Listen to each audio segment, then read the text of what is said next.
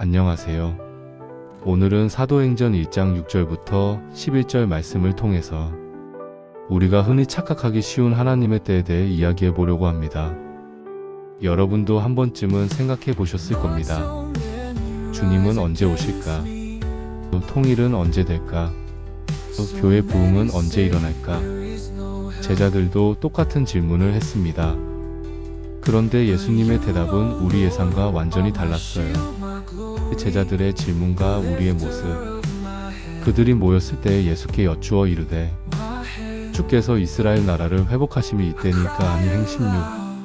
제자들은 하나님 나라의 일을 이스라엘 나라를 회복하는 것으로 봤습니다. 오늘날 우리도 마찬가지예요. 남북 통일이 되는 때를 하나님의 때로 보거나 교회가 회복되어 주님을 맞이할 수 있는 상황을 기다리거나 우리나라의 평화가 오는 때를 하나님의 때로 생각하죠. 왜 제자들이 이렇게 생각했을까요? 예수님이 예루살렘에 머물면서 성령을 기다리라고 하셨으니까 분명 물리적인 이스라엘 나라의 회복을 위한 것이라고 생각했던 거예요. 우리도 비슷해요. 무궁무진한 상상력으로 하나님의 때를 추측하고 나름대로 로드맵을 만들어 놓죠. 아, 이런 일이 일어나면 주님이 오실 거야. 그런데 문제가 뭔지 아세요? 이 하나님의 때를 알려고 하는 문제점. 첫 번째 문제는 모두가 하나님을 믿는데 소망이 서로 달라진다는 거예요. 어떤 사람은 이스라엘 회복을, 어떤 사람은 교회 부흥을, 어떤 사람은 통일을. 각자 다른 소망을 가지게 되죠. 두 번째 문제는 우리가 하나님의 나라를 세우는 일에 끼어들려고 한다는 거예요. 만약 우리가 하나님의 때를 안다면 어떻게 될까요? 마치 선거 때 대통령을 도와준 사람들이 나중에 권력을 나눠 갖는 것처럼 우리도 하나님 나라를 세우는 일에 기여했다며 뭔가 권리를 주장하게 될 거예요. 그러면 그 나라는 더 이상 하나님의 나라가 아니라 우리의 나라가 되어버리는 거죠. 예수님의 명확한 답변. 예수님은 분명하게 말씀하셨어요. 때와 시기는 아버지께서 자기의 권한에 두셨으니 너희가 알 바 아니오 행 17. 하나님의 나라는 하나님이 주체가 되는 나라입니다. 우리가 주체가 되는 나라가 아니에요. 하나님은 처음부터 우리에게 그 권한을 주시지 않으셨어요. 오직 하나님의 백성으로 어울리는 사람이 되는 길만 허용하셨죠. 왜냐하면 하나님의 나라는 그 누구도 숟가락을 얹을 수 없는 나라이기 때문입니다. 세례 요한의 실수. 만약 하나님의 때를 우리가 알게 된다면 어떤 일이 일어날까요? 세례 요한을 보세요. 세례 요한은 예수님의 길을 닫기 위해서 정치에 끼어들었어요. 헤롯이 동생 빌립의 아내 헤로디아를 가로챈 것을 비판했죠. 왜요? 예수님을 왕으로 앉히려면 정치판이 깨끗해야 한다고 생각했으니까요. 그런데 예수님은 세례 요한을 도와주지 않으셨어요. 대신 귀신 들린 자와 몸이 불편한 사람들을 치료하고 계셨죠. 그리고 제자들에게 이렇게 말씀하셨어요.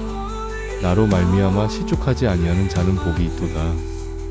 만약 우리가 하나님의 때를 안다면 우리도 세례 요한처럼 스스로 상황을 만들려고 할 거예요. 그러면 내가 소망하는 하나님의 나라는 더 이상 하나님이 주체가 되는 나라가 아니게 되죠. 성령의 때를 주신 하나님. 그럼 예수님은 뭐라고 하셨을까요? 오직 성령이 너희에게 임하시면 너희가 권능을 받고 예루살렘과 온 유대와 사마리아와 땅 끝까지 이르러 내 증인이 되리라 행 18. 하나님의 때 대신 성령이 오시는 때를 말씀해 주셨어요. 하나님의 때는 우리가 알 수 없지만 성령이 우리를 인도하시는 삶은 지금 당장 시작할 수 있거든요. 성령이 오시면 우리는 부활하신 그리스도의 증인이 됩니다. 성령에 의해 휘몰아치면서 하나님의 도구가 됩니다. 성령께서 우리를 통해 땅 끝까지 복음을 전하십니다. 광야에서 키를 맡기는 삶. 사도행전 1장 11절에서 흰 옷 입은 두 사람이 말합니다. 갈릴리 사람들아 어찌하여 서서 하늘을 쳐다보느냐. 너희 가운데서 하늘로 올려지신 이 예수는 하늘로 가심을 본 그대로 오시리라. 주님은 분명히 다시 오세요. 하지만 그때를 우리가 알 필요는 없어요. 나의 삶이라는 항해에서 내 키를 성령께 내어드리면 언제든 주님이 오셔도 우리는 하나님 나라의 백성이 되고 하나님 나라에 어울리는 사람이 될 수 있어요. 결론 및 적용. 정리해 보겠습니다. 하지 말아야 할 것.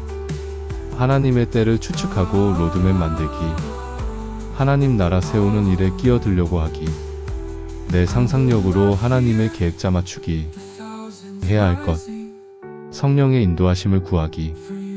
매일매일 성령께 순종하며 살아가기. 그리스도의 증인으로서의 삶 살아가기. 주님이 오실 날을 그냥 기다리기만 하지 마세요.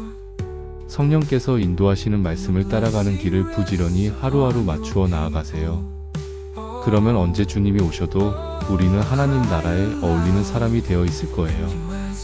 마무리. 오늘 말씀이 도움이 되셨나요? 하나님의 때보다는 성령의 때에 집중하며 살아가시길 바랍니다. 구독과 좋아요, 알림 설정 잊지 마시고요. 댓글로 여러분의 생각도 나눠주세요. 다음 영상에서 또 만나요. 하나님의 축복이 함께 하시길 바랍니다.